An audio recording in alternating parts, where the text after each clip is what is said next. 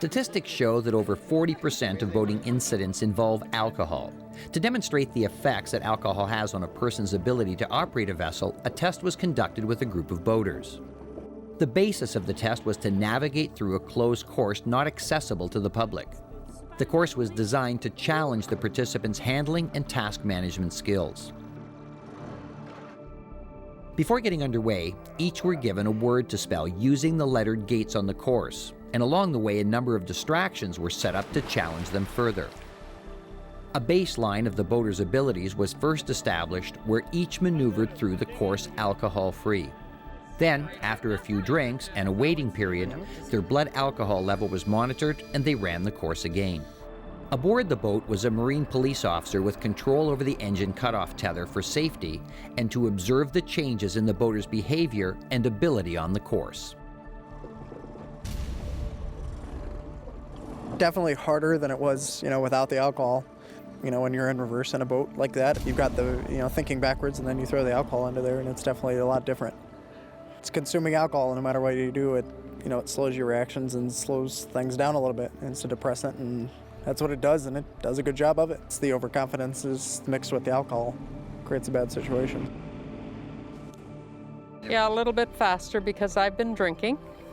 I think she's a good example of where the physical impairment really isn't there, but the more the mental and the psychological effect, where she's got more of that liquid courage. I swerved around it. I don't know if I hit it or not. I mean, she saw the head pop up and she said, oh, and just kind of motored past it.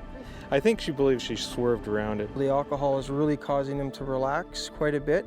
So even though they're alert and they're trying hard, their fine motor skills just aren't quite there anymore. Well, I think the alcohol makes a difference. Yeah, I can feel it. He did not let off on the throttle once. He didn't slow down when he saw the head. He didn't slow down when the baby went overboard. He just said, oh, there's the baby. He kept solid on the throttle throughout the entire course. They won't go to neutral, or they actually won't stop. They'll think they can power their way through it, and then they'll hit something. I judge myself to be quite a competent and experienced boater, but I could see I was messing up. He's a good example where his confidence and maybe his ego took over and safety issues just went out the window. When that baby went in the water, it took me a while to figure out where it was. Then I couldn't get the reverse.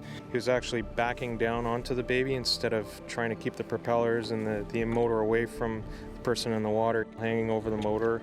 He could have fallen over. It's a pretty serious thing when you have a propeller injury, and he was definitely a good candidate for either running himself over or running the person in the water over. Whoa, what is that? I was going forward, and then it was this dead man head floating halfway there, and so it was a bit of a mess. I thought I'd done well, in my own opinion. What Vern demonstrated was that the multitasking was quite a bit of a challenge for him. This is my second ride with Vern, first time alcohol-free, now with alcohol. Before we even left the dock, he'd said the word 3 times, or, O-A-R, O-A-R, O-A-R. He was really trying to concentrate on what he had to spell.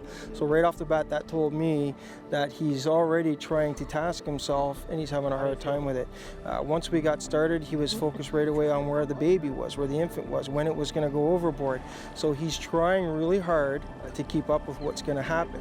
Once the baby went overboard, the multitasking went out the window for him because he had completed the O and the R, but he needed the A. But he was confident. I said, did you spell your word? Oh yes, O-R. There's a lot of hazards on the water. You've got to pay attention to your vessel, how you operate it, what you have to navigate around, whether it's a shoal, a marker, into a channel. You've got to pay attention to persons on board, and you have to watch out for other vessels. Your perception, your brain, nothing is working and nothing's really quick. You're not quick on the draw like you normally are when you're sober. I definitely think even a little bit of alcohol makes a difference in the way you operate. If you're going to go boating, just forget the booze and just go enjoy yourself out there on the water. Boating and drinking is definitely not a good idea. Sure changed my opinion a lot.